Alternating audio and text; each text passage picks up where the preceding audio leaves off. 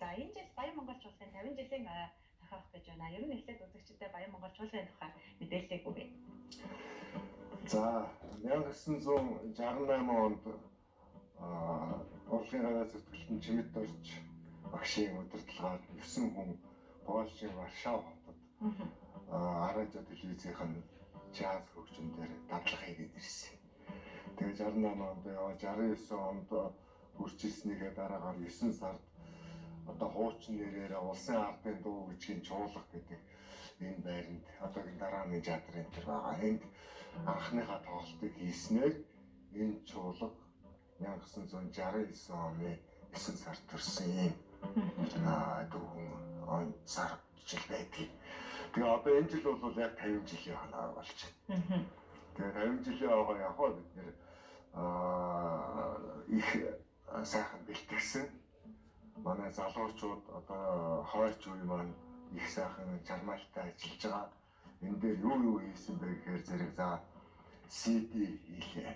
Шинэ найруулгаар шүү дээ. Одоо өнөө өдрийн хөгжмийн найруулгын хэлбэр гэдэг чинь бас арай өөр болсон шүү дээ. Бидний эхэлж ирсэн үеийн тэр юунаас бол арай өөр болсон байгаа. Тэр маягаар нь бас хуучин тэр сайхан алдартай нийтэд төгсөн дуунуудыг найруулжуулах хийгээд ингээд CD хийж бас пянзны бичлэг хийгээд Японд хэлдэм байж тээ. Ер нь бол пянзыг бол Баян Монголчууд энэ удаа 3 дахь удаага хийлгэж байгаа пянз. 75 онд анхныхаа пянзыг хийлгэсэн.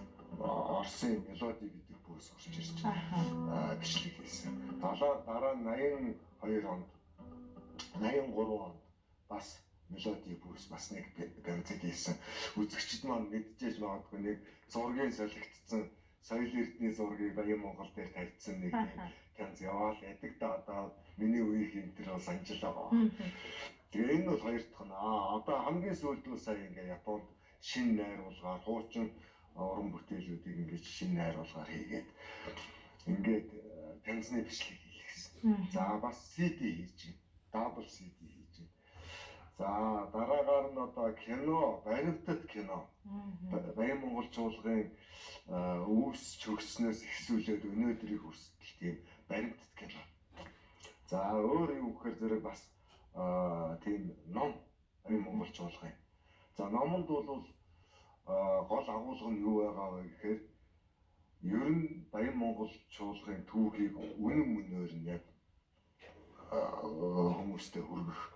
Хоёрдугаар гэх юм бол бас уншигчдаа сонирхолтой байх. Зүгээр л нэг одоо түүх намтар шиг биш. Бас уран сайхны хэлбэр уншигчдаа аюутай байх. Гуравдугаар ямар юм байх нь вэ гэхээр судлаач одоо диплом хамгаалж байгаа юм уу, курсын ажил хийж байгаа оюутнууд чинь тэр юм уу тэднэрт маш тодорхой гарын авлага болохоор баримт бичих болохоор ийм гурван зарчмыг баримтлж энэ номыг гаргасан. Тэгээ ном бол одоо бэлэн болж байгаа ийм дөрвөн юм хийж байгаа.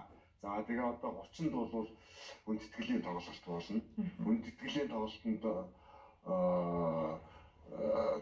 одоо үзэгчд маань мэдээж Баян Монгол чуулга бол өөрийн гэсэн жаз сонирхтой үзэгчтэй болсон байна.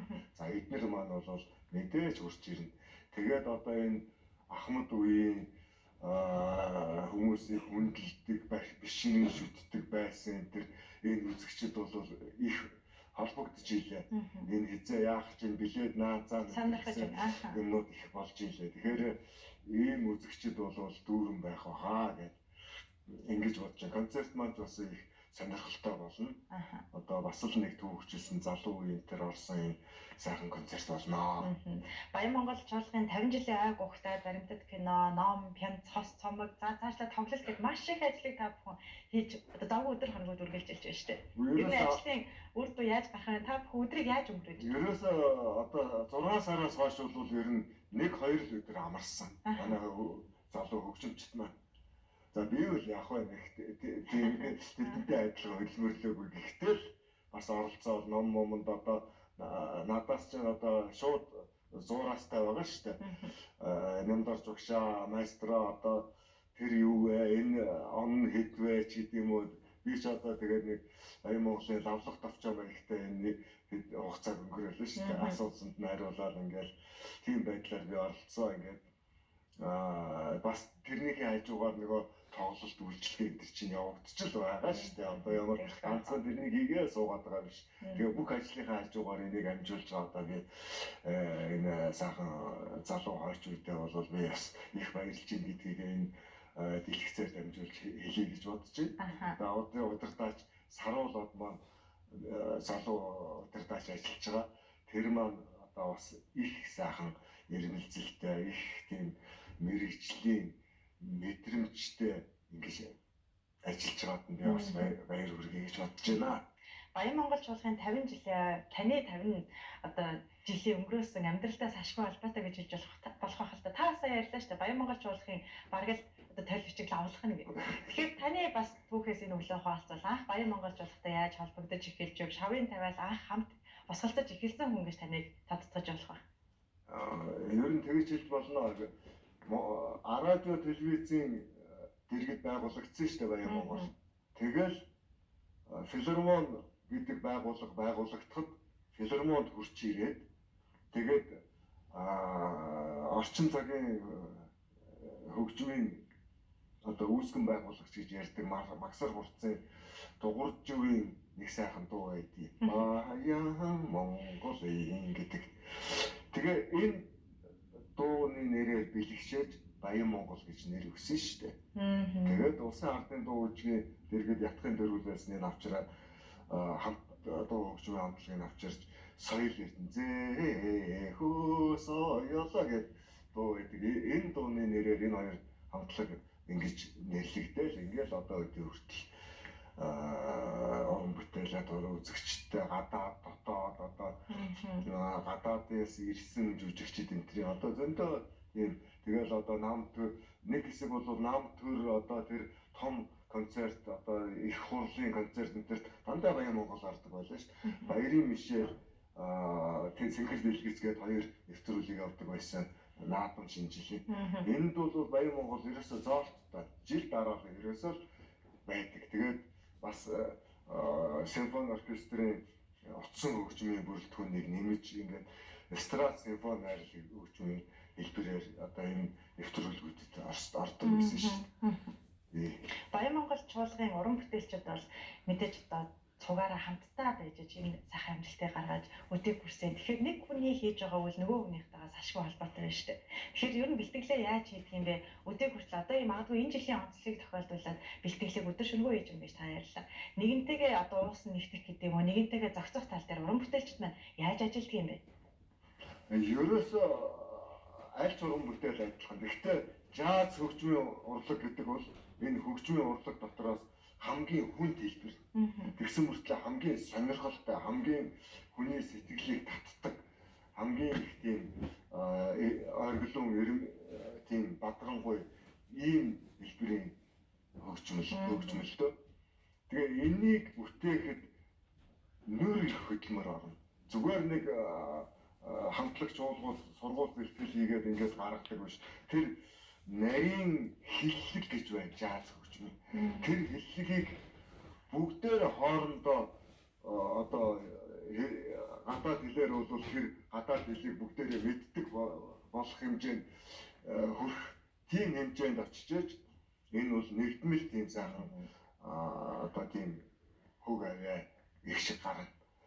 Ингэхгүй бол зүгээр л нэг чадaltaй олон хөгжимчд ч юм уу гинтхэн нэг өдөр цуглаад энэ бол гарч ирэхгүй. Энэ бол яг бие биенээ мэдэрсэн энд ингэхэд энэ ингэх чинь би ингэ чинь гэдгийг л мэдэрч чаддаг.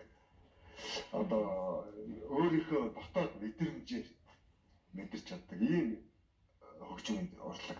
Хоёрдугаар гэх юм бол хөгжимчин хүнээс маш их ур чадвар шаардлагаас гадна маш их дотоод хэмнэл шаарддаг. Тэгэхээр зарим хүмүүс нэг дуу модуулахтай хэмжээ зөрөөл урт хойно энэ болоод байдаг ш. Ийм хүн бол энэ жаз хөгжимд бол явахгүй. Маш нарийн дотоод хэмнэлтэй ийм байж тэр чинь их сонирн байдлаар эвэлдэг байхгүй энэ жаз хөгжмийн чинь найруулга гэдэг Стага их сайн сонсож мэдэрч чаддаг болсон.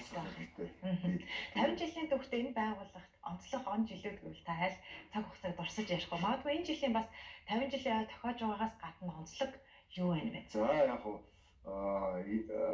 үүснээс хойш нэг 10 гаруй жилийн дараа 80 хэдэн он бол Баян Монгол чуулга бол ерөөсөө дэлхийн стандартад хүрэх хэмжээнд очсон. Тэрийг би юугаар батлах вэ гэхээр зэрэг манай анд нөхдийн Айдуу гэдэг тийм социалист лагерийн оронгийн 14 орон байлаа шүү дээ. Тэрнээс 14 дээр зарим улсаас 2 дуучин ирээд ингээ 20 дуучин ирж тэгтээ ямар дуучид ирдгүү байсан гэхээр тэр улсын дандаа нөгөө лидер болсон нэрд гарсан энэ дуучин жишээлх юм бол одоо Паул Лишко ч юм уу Чехос Германараас Райнер Гардин ч юм уу тийм ээ энэ төргээд дандаа алдартай хүмүүс нь ирж энэ тоглолтод ордог байсан байна шүү дээ.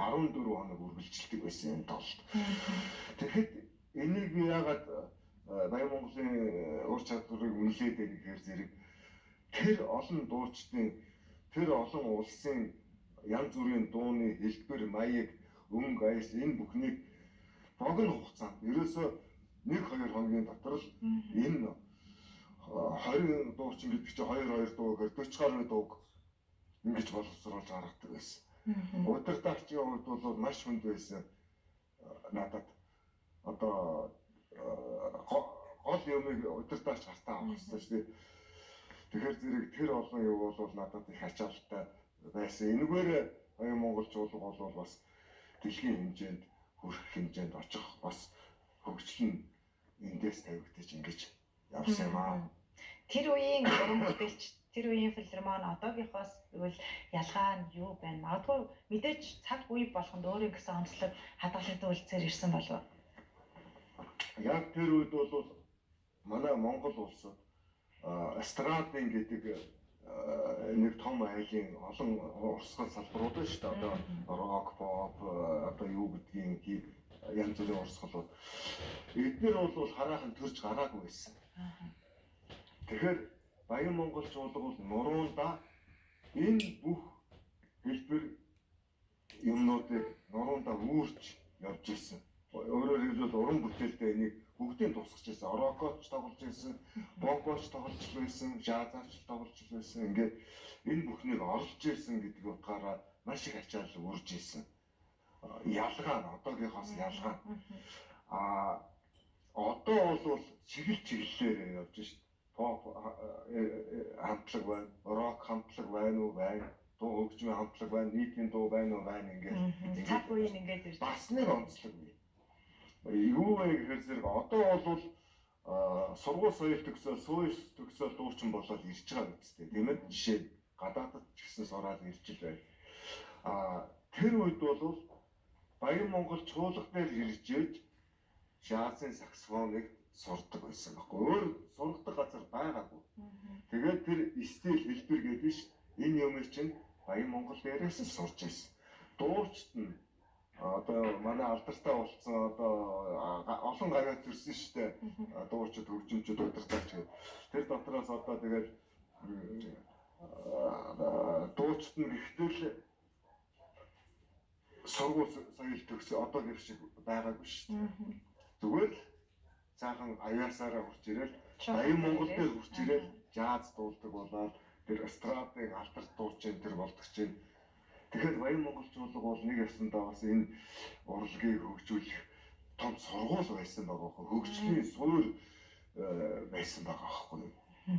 Тэгэхээр одоо энд бол үнэхээр бид нэр одоо ингээ бодоход бол их сайхан бахармаар байгаа байхгүй. Үнэхээр ард түмэн ч гэсэн тэрийг ойлгож байгаа.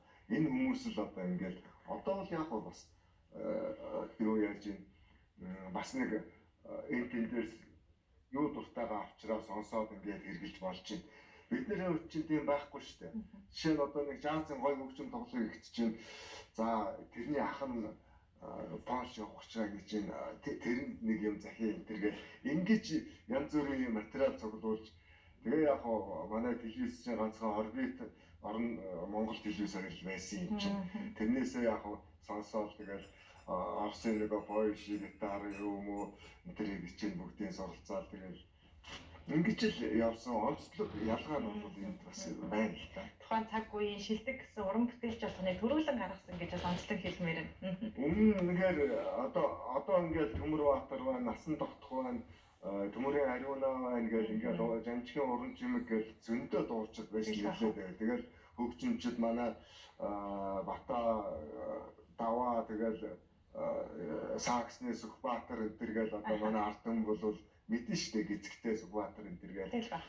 Тэгэл удирдаач нар гарлаа сайхан хөгжим бичдэг хүмүүс бас Баян Монголоос их төрлөө штэ. Тэгээ хөгжмийг одоо тэр л хүмүүс авч явж штэ. Тэрнээс өөр сонгодог хөгжмийн ч юм уу ардын хөгжмийн хүмүүс бидний юмд орж хийх боломжгүй л гэдэг чинь төрөл нь өөр юм чинь. Тэгэл яах. За танд баярлалаа. Бидний ярилцах хугацаа өндөрлөж энэ өглөө урилга авч ирсэн баярлалаа. 50 жилийн арай баярын мэндийг энэ хашаанд оолох юм. За баярлалаа. Та бүхэнд ч ирсэн мөн өнөөдрийн телевиз үзэж суугаа үзэгч олондоо тэгээд үе үеийн ахмадуудын одоо гэр бүл найз нөхөд Баян Монгол чуулгыг бишрэн шүтдэг энэ сайхан үзэгчдтэй бас энэ өдрийн мэндийг болон Баян Монгол чуулгын түүхт 50 жилийн баярын мэндийг хүргье. Баярлалаа. Үзэгчдээ өглөө бидний алгаа студид урлагийн